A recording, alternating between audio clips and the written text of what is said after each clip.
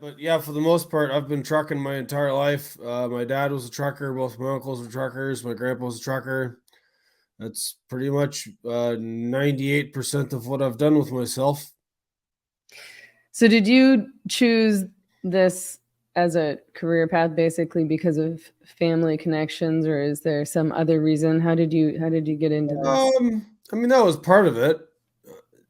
It suits my personality. I'm quite happy with my own company. And when I was a kid, I used to ride my bike all over the place. I grew up in Southern Ontario and I'd ride my bike to Hamilton, ride my bike to Niagara Falls. I've just always been wandering around. Yeah. And, trucking was just an extension of that. I rode with my dad when I was a kid, and I just sort of idolized my old man and the sort of ability to travel far distances on someone else's dime and have some adventure. Yeah, definitely. I can see the appeal. I love driving. I have a truck also, although I suspect it's not quite as big as mine's Did you bring mine's it a with you? Ford F-150. Right? Did you bring it with you from BC to Mexico? No, I left it. It's over in BC still, so I only get to use it when I'm back. But I was back for a few months this year for the first time in a while, so I was Your really pickup happy. is bigger than mine. I have a Toyota Tacoma. Ah, pathetic. Yeah, it's a great truck. I love driving it. I love road trips. I love driving alone in my truck and like singing songs. It's one of my favorite things to do. And in fact, before when I was still in Vancouver during the pandemic, I'm using air quotes. You missed them. I just wanted Yes, I to see that. Scamdemic. Yeah, carry on. um I and yeah, so when I was still in Vancouver before I abandoned Canada and we were on lockdown, one of the things that I was doing to sort of stay sane was to go out for drives in my truck and listen to music, and it made me feel Yeah. happy So momentarily. there's this philosopher guy who I'm a really big fan of, and your listeners should be too. Given the sort of people I'm assuming listen to your show from what I know of it. His name is Matthew B. Crawford. He's written a number of books, Shop Classes, Soulcraft, The World Beyond Your Head, and Why We Drive.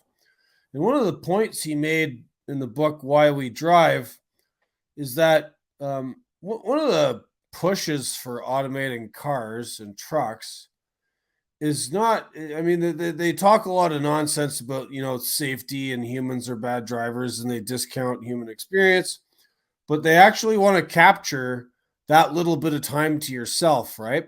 So, like, if you're at work or you're walking down the street, you have like a screen, your laptop in front of you, or your phone. Driving, you are paying attention to the road, right? And you're listening to a podcast or a radio or silence or having a conversation with a passenger.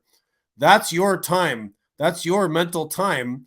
And advertisers want to get it. They're like, they can't get enough of you, but if they get you while you're driving, and what better way to do that than to relieve you of the duties of actually operating the vehicle?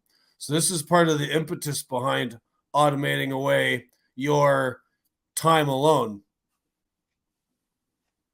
That's interesting because I've wondered what kind of crazy person would want to give up their driving experience to a robot. Um, Partly because I find it terrifying, but also again because I enjoy it so much. I mean, I already don't I hate driving new cars because it feels like you're not driving anything. Like Oh, it they're feels like you're terrible. not doing anything. And Yeah, I'm no, like, no, what is my the fun of this? one of the reasons I like my Tacoma so much is because it's 25 years old and it's got a stick shift.